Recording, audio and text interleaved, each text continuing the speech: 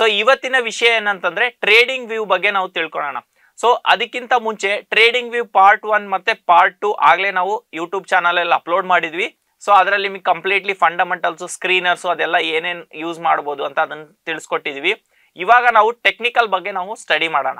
So ಅದಕ್ಕಿಂತ ಮುಂಚೆ just Google ಅಲ್ಲಿ ನಾವೇನ್ ಮಾಡ್ಬೋದು, ಟ್ರೇಡಿಂಗ್ ವ್ಯೂ ಅಂತ ನಾವು ಸರ್ಚ್ ಮಾಡಿ. ಸೊ ಟ್ರೇಡಿಂಗ್ ವ್ಯೂ ಸರ್ಚ್ ಆದ್ಮೇಲೆ ಫಸ್ಟ್ ಲಿಂಕ್ ಅಲ್ಲೇ ಬರುತ್ತೆ ನಿಮ್ಗೆ ಟ್ರೇಡಿಂಗ್ ವ್ಯೂ. ಸೊ ಈ ವೆಬ್ಸೈಟ್ ಅಲ್ಲಿ ಅಂದ್ರೆ ಆಲ್ ಓವರ್ ಗ್ಲೋಬಲ್ ಎಲ್ಲಾ ಮಾರ್ಕೆಟ್ ಕೂಡ ನೀವು ಇದರಲ್ಲಿ ನೋಡ್ಕೋಬಹುದು.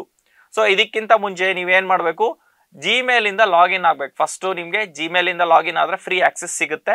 ಒನ್ಸ್ ನೀವು ಜಿಮೇಲ್ ಇಂದ ಲಾಗಿನ್ ಆಗಿ ಅಂಡ್ ನೆಕ್ಸ್ಟ್ ಇಲ್ಲಿ ಮೆನು ಬಟನ್ ಅಂತ ತೋರಿಸುತ್ತೆ. ಸೊ ಇಲ್ಲಿ ವಾಚ್ ಲಿಸ್ಟ್ ಅಂತ ಇದೆ ಮೆನು. ಸೊ ಅದನ್ನ ಕ್ಲಿಕ್ ಮಾಡಿದ್ರೆ ನೀವು ಯಾವೆಲ್ಲ ಸ್ಟಾಕ್ಸ್ ಬೇಕು ಅದನ್ನ ನೀವು ಇಲ್ಲಿ ಅಪ್ಡೇಟ್ ಮಾಡಬಹುದು ನಿಮ್ಮ ರೇಡರ್ ಅಲ್ಲಿ. ಸೊ ಇಲ್ಲಿ ನಮ್ಗೆ ಮೇಲೆ ಆಡ್ ಸಿಂಬಾಲ್ ಅಂತ ಇದೆ. ನಾನು ಜಸ್ಟ್ ಇದನ್ನ ಆಡ್ ಮಾಡ್ತೀನಿ. ಸೊ ಇವಾಗ ನನಗೆ ಇನ್ಫೋಸಿಸ್ INFY ಅಂತ ಹೊಡಿತೀನಿ. ಸೊ ಇನ್ಫೋಸಿಸ್ ಸ್ಟಾಕು ನಾನು ಇಲ್ಲಿ plus add to watch list ಅಂತ ಇದೆ. ಸೊ ಇದನ್ನ ನಾನು ಕ್ಲಿಕ್ ಮಾಡಿದ್ರೆ ಡೈರೆಕ್ಟ್ ಆಗಿ ನನಗೆ ವಾಚ್ ಲಿಸ್ಟ್ ಅಲ್ಲಿ ಬಂತು. ಸೊ ಇದ್ರ ಮೇಲೆ ನಾನು ಕ್ಲಿಕ್ ಮಾಡಿದ ತಕ್ಷಣ ಅದ್ರ ಬಗ್ಗೆ ನಮಗೆ Infosys details with symbol and ಕೆಳಗಡೆ ಫಿನಾನ್ಷಿಯಲ್ಸು, ಫಂಡಮೆಂಟಲ್ಸು ಏನೇನು ನೀವು ಪ್ರೀವಿಯಸ್ ವಿಡಿಯೋದಲ್ಲಿ ನೀವು ನೋಡಿರ್ಬೋದು. ಸೊ ಇವಾಗ ನಾನು ಟೆಕ್ನಿಕಲ್ ಬಗ್ಗೆ ಹೇಳ್ತೀನಿ. ಸಿ ಆನ್ ಸೂಪರ್ ಚಾರ್ಟ್ಸ್ ಅಂತ ಇದೆ, ಇದ್ರ ಮೇಲೆ ಕ್ಲಿಕ್ ಮಾಡ್ತಿದ್ದೀನಿ. ಸೊ ಒನ್ಸ್ ಇದ್ರಲ್ಲಿ ನಮ್ಗೆ ಏನೇನು ತಿಳಿಸ್ಕೊಡ್ಬೋದು ಅಂತಂದ್ರೆ ಟೆಕ್ನಿಕಲ್ ಅನಾಲಿಸಿಸ್ ಅಂದ್ರೆ ಟೋಟಲ್ ಚಾರ್ಟ್ ಪ್ಯಾಟರ್ನ್ಸ್, ಯಾವ್ದೆಲ್ಲ ಕ್ಯಾಂಡಲ್ ಸ್ಟಿಕ್ಸ್ ಇರುತ್ತೆ, ಏನೇನ್ ಟೂಲ್ಸ್ ಯೂಸ್ ಮಾಡಬಹುದು ಅಂತ ನಾವು ಇದನ್ನ ತಿಳ್ಕೊಳ್ಳೋಣ ಇವತ್ತು. ಸೊ ಈ ಕಡೆ ಪಕ್ಕಕ್ಕೆ ನಮ್ಗೆ ಇಲ್ಲಿ ಪ್ರೈಸಸ್ ತೋರಿಸ್ತಾ ಇದೆ, ಅಂದ್ರೆ ಇನ್ಫೋಸಿಸ್ ನಮ್ಗೆ ಇವಾಗ ಈ ಪ್ರೈಸ್ ಅಲ್ಲಿ ಇದೆ ಅಂತ ಅರ್ಥ. ಕೆಳಗಡೆ ನಿಮ್ಗೆ ಇಲ್ಲಿ ಡೇಟ್ಸ್ ತೋರಿಸ್ತಾ ಇದೆ, ಅಂದ್ರೆ ಯಾವ ಡೇಟ್ ಇಂದ ಯಾವ ಡೇಟು ಅಂತ ವಿತ್ ಅವರ್ ಮತ್ತೆ ಟೈಮ್ ಕೂಡ ನಮ್ಗೆ ಇಲ್ಲಿ ಕರೆಕ್ಟ್ ಆಗಿ ಎಕ್ಸಾಕ್ಟ್ಲಿ ತೋರಿಸ್ತಾ ಇದೆ. ಪಕ್ಕಕ್ಕೆ ನೀವು ಸ್ಕ್ರಾಲ್ ಮಾಡ್ಕೋಬಹುದು. ಇಲ್ಲಿ ರೈಟ್ ಸೈಡ್ ನೀವು ಹಿಂಗೆ ಸ್ಕ್ರಾಲ್ ಮಾಡಿದ್ರೆ ವ್ಯೂ ಅಪ್ ಅಂಡ್ ಡೌನ್ ಆಗುತ್ತೆ.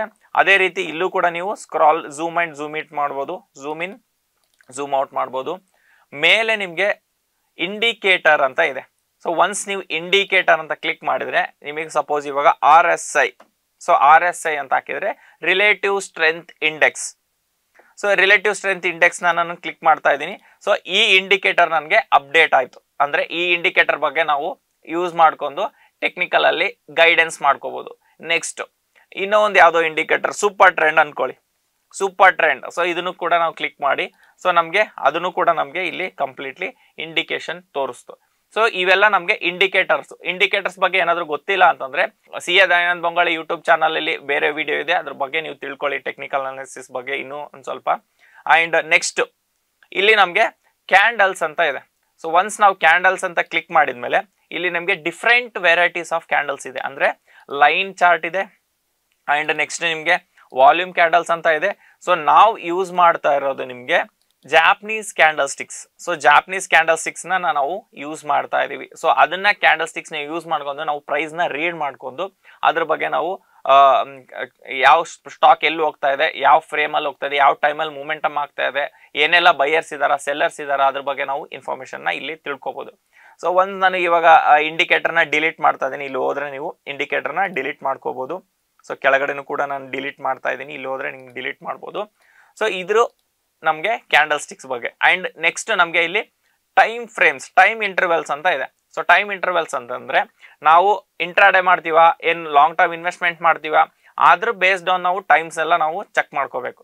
ಸೊ ಇವಾಗ ನಾನು ಇಂಟ್ರಾಡೇ ಮಾಡ್ತೀನಿ ಅಂತಂದ್ರೆ ಇಲ್ಲಿ ನಾನು 5 ಮಿನಿಟ್ಸ್ ಅಂತ ಹಾಕಿದ್ದೀನಿ. ಸೊ 5 ಮಿನಿಟ್ಸ್ ಅಂತಂದ್ರೆ ಒಂದೊಂದು ಕ್ಯಾಂಡಲ್ ಕೂಡ 5 ಮಿನಿಟ್ಸ್ಗೆ ಕ್ಲೋಸ್ ಆಗುತ್ತೆ. ಅಂದ್ರೆ 9:15 ಓಪನ್ ಆದ್ರೆ 9:20ಗೆ ನಮಗೆ ಕ್ಲೋಸ್ ಆಗುತ್ತೆ, 9:25 ಇಂದ 9:30, ಅದೇ ರೀತಿ 9:30 ಇಂದ 9:35. ಸೊ ಟೋಟಲ್ ಇವತ್ತಿನ ಮಾರ್ಕೆಟ್ ಅಲ್ಲಿ ಈ ಮೂಮೆಂಟಮ್ 5 ಮಿನಿಟ್ಸ್ ಅಲ್ಲಿ ಆಗಿದೆ ಅಂತ ನಮಗೆ ತೋರಿಸ್ತಾ ಇದೆ ಇನ್ಫೋಸಿಸ್ ಅಲ್ಲಿ.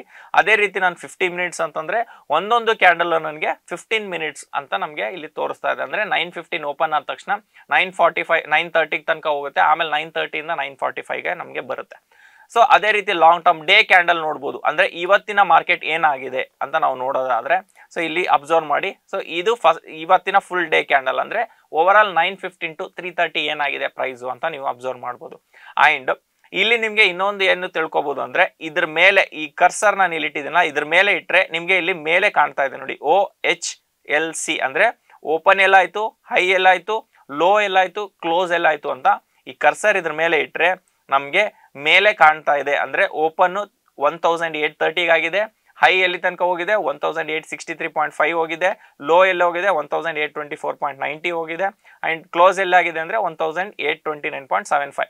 ಓವರ್ ಆಲ್ ಇವತ್ತು ನಮಗೆ ಮಾರ್ಕೆಟ್ ಮೂಮೆಂಟಮ್ ಆಗಿ 0.43% ಮೂಮೆಂಟಮ್ ಆಗಿದೆ ಇನ್ಫೋಸಿಸ್ ಅಲ್ಲಿ ಅಂತ ಅಂದ್ರೆ 7.75 ರುಪೀಸ್ನ ನೆಗೆಟಿವ್ ಆಗಿದೆ ಇವತ್ತು ಅಂತ ಇಲ್ಲಿ ಮೇಲೆ ನೋಡ್ಬೋದು. ಸೊ ಇದು higher time frame, long term investments ಮಾಡ್ತೀನಿ ಅಂತಂದ್ರೆ ನೀವು ಹೈಯರ್ ಟೈಮ್ ಫ್ರೇಮ್ಗೆ ಹೋಗ್ಬೇಕು. ಅಂದ್ರೆ ವೀಕ್ಲಿ ಟೈಮ್ ಫ್ರೇಮ್, ಒಂದು ವಾರ ಅಂದ್ರೆ ಬೆಳಿಗ್ಗೆ ಮಂಡೇ 9:15 ಟು ಫ್ರೈಡೆ 3:30 ತನಕ ನಮಗೆ ಕ್ಲೋಸ್ ಆಗುತ್ತೆ. ಸೊ ಒಂದು ವೀಕ್ ಕ್ಯಾಂಡಲ್ ನಮಗೆ ಇಲ್ಲಿ ಅಬ್ಸರ್ವ್ ಮಾಡ್ಬೋದು. ಸೊ ಇದೆಲ್ಲ ನೀವು ಟೈಮ್ ಫ್ರೇಮ್ಸ್ ಬಗ್ಗೆ ನೀವು ತಿಳ್ಕೊಂಡ್ವಿ. ಅದೇ ರೀತಿ ಬೇರೆ ಸ್ಟಾಕ್ಸ್ ನಾನು ಸರ್ಚ್ ಮಾಡಬೇಕು ಅಂತಂದ್ರೆ ಇಲ್ಲಿ ಮೇಲೆ ಸಿಂಬಾಲ್ ಸರ್ಚ್ ಅಂತ ಇದೆ.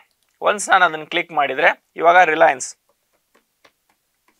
ಸೊ ರಿಲಯನ್ಸ್ ಇಂಡಸ್ಟ್ರೀಸ್, ಇದ್ರ ಮೇಲೆ ನಾನು ಕ್ಲಿಕ್ ಮಾಡಿದ್ರೆ ರಿಲಯನ್ಸ್ ಸ್ಟಾಕ್ ಬರುತ್ತೆ. ಸೊ ರಿಲಯನ್ಸ್ ಸ್ಟಾಕ್ ಬಂದ್ಮೇಲೆ ಇಲ್ಲಿ ಪರ್ಟಿಕ್ಯುಲರ್ಲಿ ನಿಮಗೆ ಸೈಡ್ ಎಲ್ಲ ಏನೇನಿದೆ ಅಲ್ಲ ಇದು ಎಲ್ಲ ನನಗೆ ಟೂಲ್ಸ್. ಸೊ ಕಂಪ್ಲೀಟ್ಲಿ ನನಗೆ ಟೂಲ್ಸ್ ಗೊತ್ತಾಗ್ತಾ ಇದೆ. ಸೊ ಇಲ್ಲಿ ನಾನು ಡಿಲೀಟ್ ಆಪ್ಷನ್ ಕೊಡ್ತೀನಿ. ಅಂದ್ರೆ ಈ ಪರ್ಟಿಕ್ಯುಲರ್ ಏನಾಗಿದೆ ಅಂತಂದ್ರೆ ನಾನು ಎಲ್ಲ ಏನೇನು ಹಾಕಿರ್ತೀನಿ ಟೂಲ್ಸ್ ಅದನ್ನೆಲ್ಲ ಡಿಲೀಟ್ ಮಾಡ್ತೀನಿ. ಸೊ ನೆಕ್ಸ್ಟ್ ಇಲ್ಲಿ ನಾನು ಫಸ್ಟ್ ಇಂದ ಬರ್ತೀನಿ. ಸೊ ಫಸ್ಟ್ ಇಂದ ನಾವು ಇಲ್ಲಿ ಕರ್ಸರ್ಸ್ ಅಂತ ಇದೆ, ಕರ್ಸರ್ಸ್ ಪಾಯಿಂಟರ್ಸ್. ಇದು ಪಾಯಿಂಟರ್ಸ್ ನಾವು ಎಲ್ಲಿ ಮೂವ್ಮೆಂಟ್ ಮಾಡ್ತೀವಲ್ಲ ಅದ್ರ ಬಗ್ಗೆ ನಮಗೆ ಇನ್ಫಾರ್ಮೇಶನ್ ಇಲ್ಲಿ ತಿಳಿಯುತ್ತೆ. ನೆಕ್ಸ್ಟ್ ನನಗೆ ಇಲ್ಲಿ ಟ್ರೆಂಡ್ ಲೈನ್ ಟೂಲ್ಸ್ ಅಂತ ಇದೆ. ಟ್ರೆಂಡ್ ಲೈನ್ ಟೂಲ್ಸ್ ಅಂದ್ರೆ ಏನು? ಎಕ್ಸಾಂಪಲ್ ನಾವು ಇವಾಗ ಮಾರ್ಕೆಟ್ ಎಲ್ಲಿಗೆ ಸಪೋರ್ಟ್ ಇದೆ, ಎಲ್ಲಿಗೆ ರೆಸಿಸ್ಟೆನ್ಸ್ ಇದೆ, ನಮಗೆ ಒಂದು ಪಿನ್ ಪಾಯಿಂಟ್ ಬೇಕಾಗುತ್ತೆ ನಮಗೆ. ಅದನ್ನ ಎಲ್ಲಿ ಸೆಟ್ ಮಾಡ್ಬೋದು ಅಂತಂದ್ರೆ ಇಲ್ಲಿ ಹಾರಿಜಾಂಟಲ್ ಲೈನ್ ಅಂತ ಇದೆ, ಎಲ್ಲಿಗೆ ಸಪೋರ್ಟ್ ಬೇಕು, ಎಲ್ಲಿಗೆ ರೆಸಿಸ್ಟೆನ್ಸ್. ಎಕ್ಸಾಂಪಲ್ ಇವಾಗ ನಾನು ಇಲ್ಲಿ 5 ಮಿನಿಟ್ಸ್ ಅಂತ ಹಾಕ್ತೀನಿ. ಸೊ 5 ಮಿನಿಟ್ಸ್ ಅಂತ ಹಾಕಿ ಇಲ್ಲಿ ರಿಫ್ರೆಶ್ ಕೊಟ್ರೆ ನನಗೆ ಇಲ್ಲಿ ಈ ತರ ಬಂತು.